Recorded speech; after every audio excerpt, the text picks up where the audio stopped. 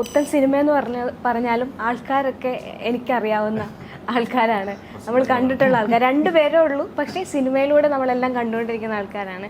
എന്തായാലും ഒരു പ്രണയത്തെ പറ്റി നമ്മൾ ഒത്തിരി കേട്ടിട്ടുണ്ട്. ഒരു പ്രണയം, വടക്കൻ സെൽഫി കണ്ടിട്ടുണ്ട്, അങ്ങനെ കുറേ സാധനങ്ങൾ പ്രണയം റിലേറ്റ് ചെയ്ത് വന്നിട്ടുണ്ട്. പക്ഷേ ഇതിന് പേര് ഒരു വടക്കൻ പ്രണയപർവം എന്നുള്ളതാണ്. എന്താണ് വടക്കൻ പ്രണയപർവം? പറഞ്ഞു. അത് വടക്കൻ എന്നുള്ളത് നമ്മുടെ കണ്ണൂരാണ് ഈ സിനിമയുടെ കഥ നടക്കുന്നത്. SM കോളേജിലായിരുന്നു ഷൂട്ട്. അപ്പോൾ അവിടെ കോളേജ് പ്രണയവും രാഷ്ട്രീയവും എല്ലാം ഉള്ള ഒരു സിനിമയാണ്. വിനീതേടൻ പൊതുവെ കോളേജുമായിട്ട് ഭയങ്കര അറ്റാച്ച്ഡ് ആണെന്ന് തോന്നുന്നല്ലേ? സൂപ്പർ ശരണയിലും കോളേജും പരിപാടിയാണ്. അത് കഴിഞ്ഞിട്ട് പിന്നെ വെബ് സീരീസിലൊക്കെ ആണെങ്കിലും ഫിലിമാണ്. ഇപ്പൊ ഇതിലും വീണ്ടും കോളേജിലേക്ക് വന്നിരിക്കുകയാണ്. ശരിക്കും റിയൽ ലൈഫിൽ കോളേജിൽ പോയിട്ടുണ്ടല്ലോ അല്ലേ? അങ്ങനെ സംഭവിച്ചിട്ടുണ്ട്. അല്ല, പൊതുവെ ആർട്ടിസ്റ്റുകളോടൊക്കെ ചോദിക്കുമ്പോൾ ഞങ്ങൾ കോളേജിൽ പോയിട്ടില്ല, അല്ലെങ്കിൽ ഓൺലൈൻ ആണെന്നൊക്കെയാണ് പറയാറ്. പോയിട്ടുണ്ട്. എങ്ങനെ ഉണ്ടായിരുന്നു കോളേജ് ലൈഫ്? റിയൽ ലൈഫാണ്. റിയൽ ലൈഫും ഇതിന്റെ ഒരു കോളേജ് വൈബും എങ്ങനെ ഉണ്ടായിരുന്നു? റിയൽ ലൈഫ് നല്ല അനുഭവമായിരുന്നു. ഞാൻ MBS എഞ്ചിനീയറിംഗ് കോളേജിലാണ് പഠിച്ചത്, കുറ്റിപ്പുറം. അപ്പോൾ എനിക്ക് സത്യം പറയുകയാണെങ്കിൽ എനിക്ക് അവിടെ പോയതുകൊണ്ടാണെന്ന് തോന്നുന്നു ഞാൻ കുറച്ചും കൂടി ഭയങ്കരമായിട്ട് സിനിമകൾ കാണാൻ തുടങ്ങിയത്. അതുവരെ നമ്മൾ ഈ ചാനലിൽ വരുന്ന സിനിമകൾ മാത്രമേ കണ്ടിരുന്നുള്ളൂ. ഞങ്ങളുടെ കോളേജിൽ ഡിപ്പാർട്ട്മെൻറ്റിലൊരു ഫിലിം ക്ലബ്ബ് ഉണ്ടായിരുന്നു. അപ്പോൾ എല്ലാ ബുധനാഴ്ചയും ഈവനിങ് നമ്മളിങ്ങനെ ഫോറിൻ ഫിലിംസൊക്കെ ഇരുന്ന് കാണാൻ, അത് ശരിക്കും പറഞ്ഞാൽ ഒരു ഭയങ്കര ഒരു ചേഞ്ച് ആയിരുന്നു എനിക്ക്, കുറച്ചും കൂടി സിനിമയിലേക്ക് അടുക്കാനായിട്ട്. അപ്പം അങ്ങനെ നോക്കുമ്പോൾ എൻ്റെ കോളേജും ആ സമയത്തുള്ള എൻ്റെ സുഹൃത്തുക്കളും ഭയങ്കര സപ്പോർട്ടായിരുന്നു. ഈ സിനിമയിൽ എങ്ങനെയാണെന്ന് വെച്ചെങ്കിൽ എനിക്ക് ശരിക്കും ആർട്സ് കോളേജിൽ പഠിക്കാനായിരുന്നു താല്പര്യം. അത് സാധിച്ചില്ല, എങ്ങനെയോ പ്രൊഫഷണൽ കോളേജിൽ വന്ന് വിട്ടു. അതെ, അപ്പോൾ ഈ സിനിമയിൽ ഒരു ആർട്സ് കോളേജിൽ പഠിക്കുന്ന സ്റ്റുഡൻ്റായിട്ടാണ്. അപ്പോൾ അങ്ങനെ നോക്കുമ്പോൾ എനിക്ക് സത്യം പറയുകയെങ്കിൽ ഇതിൻ്റെ ഒരു ആംബിയൻസും, ഈ SN കോളേജിലാണ് ഷൂട്ട് ചെയ്തത്, കണ്ണൂർ. പ്രോപ്പർ ക്ലാസിക് ആർട്സ് കോളേജിൻ്റെ ഒരു എക്സാമ്പിളുള്ളൊരു ക്യാമ്പസാണ്, ഭയങ്കര വിശാലമായിട്ടുള്ള ക്യാമ്പസ്. അപ്പം അതൊക്കെ അനുഭവിക്കാനും അങ്ങനത്തെ ഒരു സാഹചര്യം ഈ സിനിമ ത്രൂ ഉണ്ടായി. അതിൽ ഭയങ്കര സന്തോഷം. ആസ് എൻ ആക്ടർ നമുക്ക് ഇങ്ങനത്തെ ഒരു ഭാഗ്യം ഉണ്ടല്ലോ, ഈ പറഞ്ഞ മാതിരി കോളേജിലും വീണ്ടും വീണ്ടും പഠിക്കാനും. ആർട്ടിസ്റ്റുകൾക്ക് അങ്ങനെ ഒരു ഗുണമുണ്ടല്ലേ, എല്ലാം ചെയ്യാനായിട്ടുള്ള ഒരു ഇതുണ്ട്. അപ്പോൾ കോളേജിൽ ഏതാണോ ഇഷ്ടപ്പെടുന്ന ആ രീതിയിൽ ചെയ്യാൻ പറ്റുന്നത്. നമുക്ക് സത്യം പറയാ പ്രൊമോഷന്റെ ഭാഗമായിട്ട് തന്നെ കോളേജിൽ പോകുമ്പോൾ ഭയങ്കര സന്തോഷമാണ്. പിള്ളേരുടെ എനർജിയും അവരുടെ ഡാൻസും നമുക്ക് അത് സത്യം പറയാ ഒരു സിനിമ ഫീൽഡിൽ വന്നുകൊണ്ടുള്ള ഒരു ഭാഗ്യമാണ്. ഓക്കെ, സൂരജ് ചേട്ടാ, നമ്മൾ കഴിഞ്ഞ സിനിമയിലും കുറച്ച് സീരിയസ് ആയിട്ടുള്ള സബ്ജക്റ്റുകളാണ് സംസാരിച്ചത്. പക്ഷെ നമുക്ക് ഇപ്പൊ ഒരു പ്രണയത്തെ പറ്റി സംസാരിച്ചു തുടങ്ങിയാലോ? പ്രണയിച്ച് കല്യാണം കഴിച്ച വ്യക്തിയാണെന്ന് എനിക്കറിയാം. അതെ, എങ്ങനെ ഉണ്ടായിരുന്നു ആ ഒരു പ്രണയവും ഇവിടേക്ക് വരുമ്പോൾ ഒരു പ്രണയം എങ്ങനെയുണ്ട്? പ്രണയം എനിക്ക് ഭയങ്കര ഇഷ്ടമാണ്. ഞാൻ ഒന്നും പറഞ്ഞില്ല, പ്രണയമാണ് ഇഷ്ടം എന്നുള്ളതാണ്. അതെ, പ്രണയം ഇഷ്ടമാണ്. പ്രണയം നല്ല രീതിയിൽ പോയാൽ ഈ കത്തി പോലെയാണ്, നമ്മൾ ഉപയോഗിക്കുന്ന എങ്ങനെയാണ് അതുപോലെയാണ്. അത് രണ്ട് രീതിയിൽ ഉപയോഗിക്കാം അല്ലേ? ഭാര്യയോട് ചോദിച്ചു ഇത് തന്നെ പറയാം. അതെ, സെയിം കത്തിന്റെ കാര്യം തന്നെ പറയും, കത്തിയാണല്ലോ മെയിൻ. പ്രണയം ഞാൻ പറഞ്ഞ പോലെ പ്രണയം നല്ല ഫീലുള്ള സാധനം തന്നെയാണ്. പക്ഷെ ചില സമയങ്ങളിൽ അത് നമുക്ക് തിരിച്ചും ബാധിക്കും. അത് കൊണ്ടുപോകാൻ അറിയാതെ ആളെ കയ്യിൽ അത് കിട്ടാൻ പാടില്ല എന്നാണ് എൻ്റെ വ്യക്തിപരമായ അഭിപ്രായം.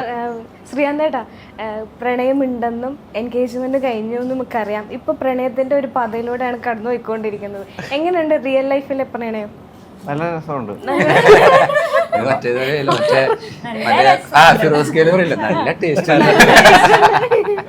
അത് പുള്ളിക്കാരി ഇപ്പൊ പുറത്ത് ഖത്തറിലാണ്. ഞങ്ങൾ കൂടുതൽ ഫോൺ വിളിക്കും, വീഡിയോ കോൾ അങ്ങനെയൊക്കെയാണ്. ലോങ് ഡിസ്റ്റൻസ് റിലേഷൻഷിപ്പിലാണ്. അപ്പൊ അങ്ങനെ കറക്റ്റ് സമയത്ത് ഞങ്ങൾ വിളിക്കും. അതായത് അവിടെ പുള്ളിക്കാരിക്ക് ഇപ്പൊ 2.5 മണിക്കൂർ ഇത് ഡിഫറൻസ് ഉണ്ടല്ലോ. അവിടെ ഖത്തറിലാണോ ഉള്ളത്? അല്ലല്ല, ഹോസ്പിറ്റൽ അഡ്മിനിസ്ട്രേഷനാണ്. അപ്പൊ അതിനനുസരിച്ച് ഞങ്ങൾ ആ കോളൊക്കെ അഡ്ജസ്റ്റ് ചെയ്യും. ഇപ്പം പുള്ളിക്കാരി ലേറ്റ് ആയിട്ടായിരിക്കും, അപ്പൊ ഇവിടെ സമയം കഴിഞ്ഞു പോകും. ആ രീതിയിലൊക്കെ സംസാരിക്കുക. അങ്ങനെയാണ്. എങ്ങനെയാണ് ഇത് ഈ കോൾസിനൊക്കെ മാനേജ് ചെയ്യുന്നത്? നൈറ്റ് കോൾസ് എന്തായാലും പ്രണയം അല്ലെങ്കിൽ ഉള്ള ആൾക്കാർക്കുള്ള ഒരു പ്രധാനപ്പെട്ട ചോദ്യമാണ്. നൈറ്റ് കോൾസ് എങ്ങനെയുണ്ട് എന്നുള്ളത് ചോദിക്കും. നിങ്ങളുടെ സംസാരങ്ങൾ എങ്ങനെയായിരിക്കും പൊതുവെ?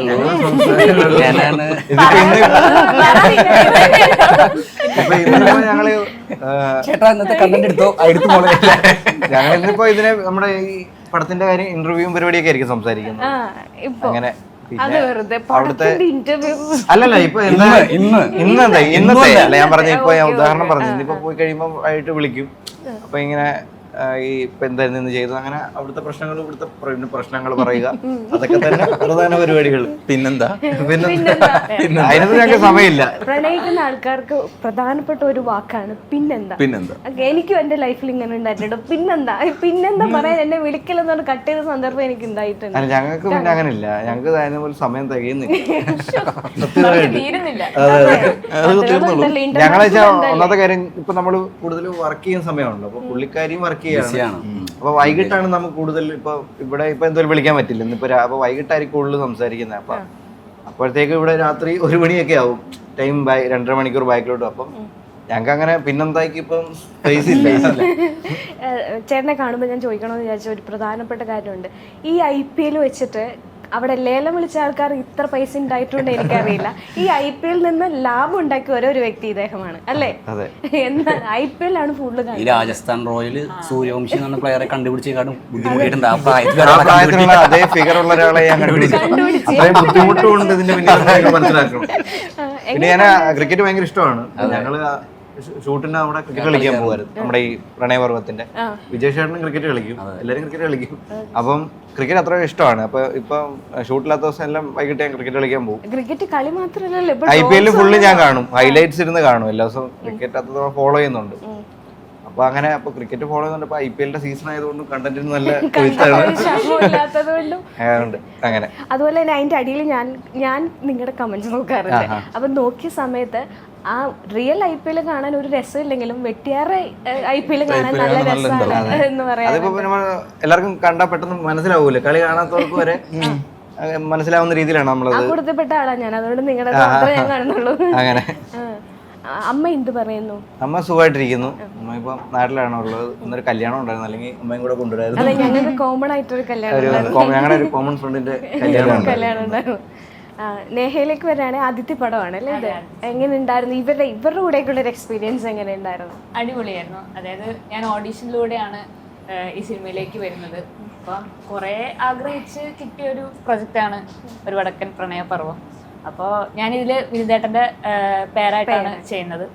അപ്പോൾ ഫസ്റ്റ് സീൻ തന്നെ ആദ്യം ആളുടെ ഒപ്പമാണ് ചെയ്യുന്നത്. അപ്പോൾ ആദ്യം തന്നെ ഇപ്പോൾ ഡയലോഗ് പറയാ, ഇത് എങ്ങനെയാണ് ചെയ്യുന്നതൊക്കെ ഭയങ്കര ടെൻഷനായിരുന്നു. അപ്പോൾ ആളാണ് പറഞ്ഞ് തന്ന് കൂടെ ഒന്ന് സപ്പോർട്ട് ചെയ്തിട്ടുണ്ട് ഒരുപാട്.